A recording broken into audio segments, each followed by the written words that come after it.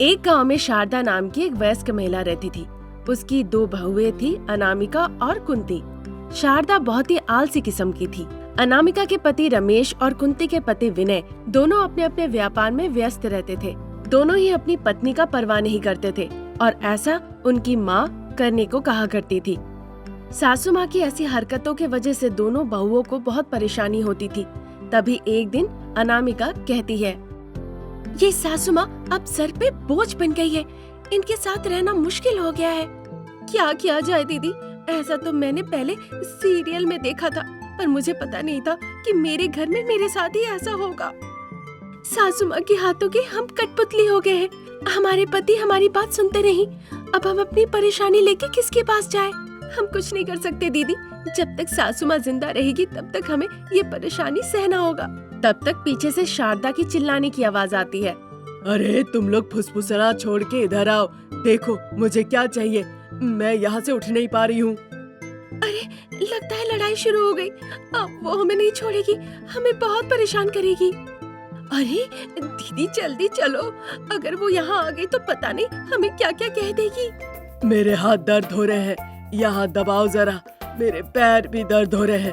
कुंती घुटने दबाओ जरा। ठीक है सासू माँ। शारदा के कहे मुताबिक अनामिका हाथ दबाने लगती है और कुंती पैर दबाने लगती है। दोनों बहुएं मसाज करने में लग जाती है। अरे अनामिका, मेरा सर बड़ा खुजला रहा है, एक बार देखो तो यहाँ क्या है। ठीक है सासू माँ। अनामिका बड़बड़ाई, लेकिन फिर भी सासू माँ का सर देखने लगी। काफी देर तक दोनों बहुएं शारदा की सेवा की और बहुत थक गई, पर शारदा को उनके काम से बिल्कुल खुशी नहीं मिलती। इतनी मेहनत करवाने के बाद भी शारदा उन पे बहुत चिल्लाती है। बहुत हो गया, तुम लोगों को जो करने कहूँगी वो करोगी नहीं। एक नंबर की आलसी हो। तुम लोग तो मेरी परवाह नहीं करते हो। ऐसी बहू पाना तो फूटी किस्मत है, और मैं क्या कह सकती हूँ बताओ। जाओ जाके घर का काम करो, किचन में जाके देखो वैसे आज अच्छा खाना पकेगा कि नहीं। करेंगे सासू माँ, आपकी खुशी के लिए सब करेंगे। अनामिका और कीर्ति सासू माँ से डांट खाने के बाद सीधा किचन में चली जाती है। शारदा को लगता है कि बहुएं जरूर उनके पीठ पीछे बात करेगी, इसीलिए वो पीछे पीछे जाती है और पीछे से जाके उन दोनों की बातें सुन लेती है। बाप रे बाप, इस बुढ़िया को तो अब संभाला नहीं जा रहा है। दीदी जहर मिला के खाने में देके मार डालते हैं, हमें छुटकारा मिल जाएगा। नहीं तो हमें इसकी बातें सुन सुन के मर जाना होगा। कब तक ऐसा सदमा सहन करते रहे? अरे रुको, चिंता मत करो।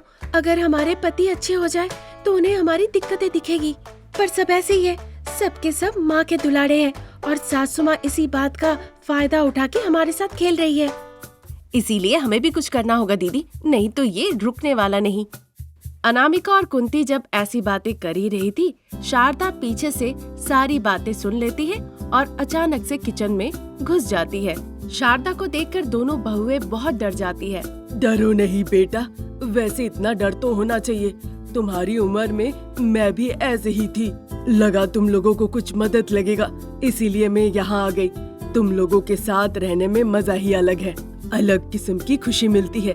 वैसे तुम लोग किसे मारने की परिकल्पना कर रही थी? क्या तुम लोग खाने में जहर मिला के मारोगी या रात के वक्त मुंह में तकिया डाल के मारोगी? तुम लोग उसे कैसे मारना चाहती हो? दिन में मारना चाहती हो या रात में मारना चाहती हो? अरे कैसी बातें कर रही हैं आप?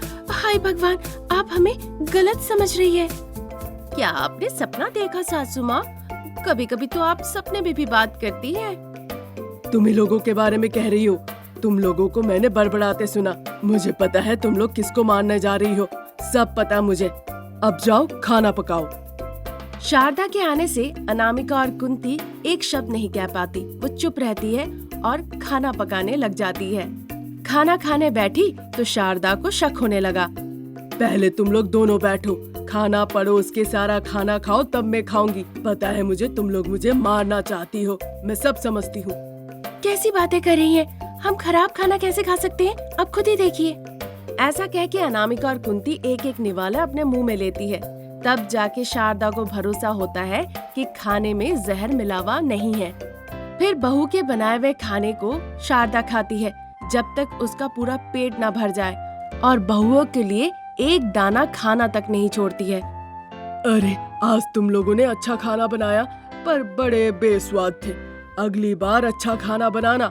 काफी दिन हो गए अच्छा खाना खाए हुए। ऐसा कह के शारदा वहाँ से चली जाती है। अनामिका और कुंती एक दूसरे को बस देखती ही रह जाती है। उस रात वो मार पी के ही सो जाती है। सासू माँ अब सरदर्द बन चुकी थी। अनामिका और कुंती अपने अपने पतियों का इंतजार कर रही थी। तभी अचानक शारदा गिर के बेहोश हो जाती है।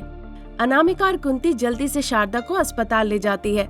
डॉक्टर साहब परीक्षा करके कहते हैं, देखो बेटा, तुम्हारी सासू माँ को कैंसर है और बस 1 महीना जिंदा रहेगी। मैं दवाइयाँ लिख देता हूँ, उनका ध्यान रखना। कैसे भी करके हम उन्हें जिंदा नहीं रख सकती क्या? अगर ऐसा कुछ होता तो मैं तुम लोगों को बताता। फिलहाल के लिए उसकी आखिरी इच्छा पूरी कर दो। सासू माँ जो जो चाहती थी वो दोनों बहुएं वो सब करती है। अनामिका और कुंती सासू माँ की बुराइयां करना बंद कर देती है। वो दोनों शारदा से बहुत प्यार करने लगती है। शारदा भी बहुत दुखी थी कि अपनी बहुओं को छोड़ के उसे हमेशा के लिए जाना पड़ेगा। देखो बेटा, मैं मर जाऊंगी इसीलिए तुम लोग सब कुछ कर रहे हो। मेरी बस एक ही चिंता है, अगर तुम लोग ऐसे ही सीधे रहे तो लोगों के मन में जो आएगा वो कहते रहेंगे। सोच के देखना, अपने ही बारे में सोचते रहोगी तो कैसे चलेगा। बाहर की दुनिया के बारे में भी तो जानना होगा। हम बाहर कब जाते हैं सासू माँ, और आपने कभी हमें बाहर जाने भी नहीं दिया।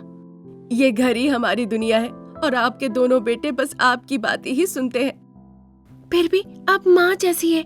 आपकी डांट हम सुनते हैं लेकिन हमें अच्छा लगता है। चाहे आप कितनी भी हमें क्यों ना डांटे, पर आपका दिल सोने जैसा है। आपने कभी भी हमारा अपमान नहीं किया, हमसे मारपीट नहीं किया। बस आपकी बातें थोड़ी कड़वी लगी हमें। आपके साथ समय बिताना भी अच्छा रहा।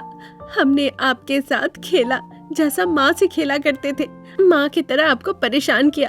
आपके साथ ढेर सारी अच्छी यादें बन गई अब। वाह, तुम लोगों ने कितना अच्छा सोचा है। ऐसी बहू पाना किस्मत की बात है। बेचारी, तुम लोगों को मैंने कितना परेशान किया। मुझे माफ करना। ऐसी बातें सुन के और जीने की इच्छा हो रही है। और कुछ दिन जीना चाहती हूँ मैं। शारदा जब कही रही थी तभी डॉक्टर आ जाते हैं वहाँ। माफ कर देना, तुम्हारी सासू माँ का रिपोर्ट किसी और के साथ बदल गया था। उन्हें कैंसर नहीं है, बस थकान की वजह से चक्कर आ गया था। उनकी बातें सुन के सास बहू आश्चर्य हो जाती है, लेकिन उनके मन में खुशी होती है। तब से सास बहू मिलके खुशी खुशी जीवन बिताने लगते हैं। ये कहानी अगर अच्छी लगी तो हमारे चैनल को सब्सक्राइब कीजिए। Thank you for watching. Raidurg गांव में अनामिका नाम की एक लड़की थी। अनामिका के पिता का नाम रविंद्र था। क्योंकि उसकी माँ शांता बचपन में गुजर गई थी, इसीलिए वो बहुत लाड़ प्यार से बड़ी हुई। अनामिका बहुत खुश थी अपने दोस्त और गांव वालों के साथ। अनामिका को एक और चीज पसंद थी, वो थी मेहंदी लगवाना। अनामिका की दोस्त कीर्ति मेहंदी का व्यापार करती थी। कीर्ति का परिवार बहुत ही गरीब था। हर दिन अनामिका कीर्ति के साथ समय बिता के बहुत मजे करती थी। तभी एक दिन अनामिका अपनी दोस्त कीर्ति से कहती है, क्या हुआ कीर्ति, इतनी जल्दी आने के लिए कहा, क्या बात है? अब क्या कहूँ, मेरे पिताजी मेहंदी लगवाने के लिए मुझे शहर ले जा रहे हैं। अगले 3 दिनों तक मैं घर नहीं लौटूंगी, इसीलिए जाने से पहले तुम्हें एक बार देखने का सोचा। शहर में तुम कहाँ व्यापार करोगी? वहाँ दुकान खोला है तुमने? अरे दुकान कहाँ, शहर में ना बड़े बड़े शॉपिंग मॉल होते हैं, बड़े बड़े कपड़ों का दुकान होता है। उन्हीं के सामने बैठ के लड़कियां मेहंदी लगवाती है। एक एक जन पे 200 रुपए लेते हैं। अगर इस तरह 10 लोगों को भी लगा ले तो एक दिन में अच्छा मुनाफा कमा सकते हैं। अरे फिर अगले 3 दिनों तक तो मैं तुम्हें देख नहीं पाऊंगी। मैं तुम्हारे बिना कैसे रहूंगी? इसीलिए तो मैंने तुम्हें बुलाया। अगर तुम्हें मैं बहुत याद आई तो मेरे दिए हुए सारे गिफ्ट्स तुम देखते रहना। उन्हें देखोगी तो तुम्हें अच्छा लगेगा। ठीक है, वैसे भी तुम दिमाग पलटने में बहुत माहिर हो। फिर कीर्ति अनामिका के हाथों में मेहंदी लगा देती है। मेहंदी लगवाने के बाद वो खुशी खुशी अपने घर लौट जाती है। घर लौट के देखती है उसके दूर की रिश्तेदार शारदा और उनका बेटा रमेश था। उन्हें देखकर अनामिका बहुत आश्चर्य होती है। रविंद्र उनसे कुछ बातें कर रहे थे। अगर हम कुछ और दिन इंतजार करते तो अच्छा रहता। नहीं भाई साहब, 2 दिन में ही शादी हो जानी चाहिए, उसके आगे अच्छा मुहूर्त नहीं है। फिर अगले 6 महीनों तक कोई अच्छा मुहूर्त नहीं है। मेरी बात मानिए, इन 2 दिनों में ही अनामिका रमेश की शादी करा दीजिए। ज्यादा रिश्तेदारों की जरूरत नहीं, 10-20 लोग होने से ही चलेगा। वो बात नहीं है दीदी, अपनी बेटी की भी तो मंजूरी चाहिए, उससे बात करनी है मुझे। बात करने में क्या है, देखो वो आ गई, मैं बात कर लेती हूँ। क्या तुम मेरे बेटे रमेश से शादी करना चाहोगी? वैसे बहुत पहले से ही तुम दोनों की शादी की सोच रखे हम, तुम दोनों से पूछने की जरूरत नहीं। ठीक है दीदी, आपकी मर्जी, मैं बंदोबस्त करता हूँ। इस तरह रविंद्र शादी की तैयारी में लग जाते हैं। शादी में बस करीबी लोगों को ही बुलाते हैं। रमेश ने भी शादी के लिए बहुत पैसे खर्च किए और सब बंदोबस्त कर दी। उसने अनामिका के मेकअप करने के लिए भी एक आदमी से बात की। फिर उसने ये बात अनामिका से कही। अनामिका, शादी से पहले तुमसे बात कर रहा हूँ, तुम बुरा मत मानना। इससे पहले मैंने तुमसे कभी बात नहीं की, मुझे नहीं पता था तुम क्या सोचती हो। अब क्या करें, मैं सॉफ्टवेयर में हूँ, मेरे पास ज्यादा समय नहीं है। जल्दी से शादी करके मैं तुम्हें शहर ले जाऊंगा, बाद में विदेश भी जा सकते हैं हम, इसीलिए मैं जल्दी जल्दी शादी करना चाहता हूँ। तब से मैं ही बात किए जा रहा हूँ, तुम कुछ क्यों नहीं कह रही हो? तब से आप ही बात किए जा रहे हैं, इस बीच में मैं क्या बोलूँ? इतनी जल्दी भी क्या थी, हम अगले हफ्ते भी शादी कर सकते थे ना। इस तरह से आप क्यों शादी करना चाहते थे? देखो अनामिका, मैं विदेश चला जाऊंगा शायद, उससे पहले शादी हो जाएगी तो एक काम खत्म हो जाएगा। और दूसरी बात ये कि तुम बहुत खूबसूरत हो, अगर मैं काम में व्यस्त हो गया तो हो सकता है तुम्हें किसी और से प्यार हो जाए तो मुझे घाटा हो जाएगा, इसीलिए मैं चाहता हूँ कि जल्दी से तुम्हें शादी कर लूँ। रमेश की बातें सुन के अनामिका हंसने लगी। रमेश भी हंसने लगा। अरे मैं तो भूल ही गया था, मैंने एक इंसान को अपॉइंट किया है तुम्हारे मेकअप और सजावट के लिए।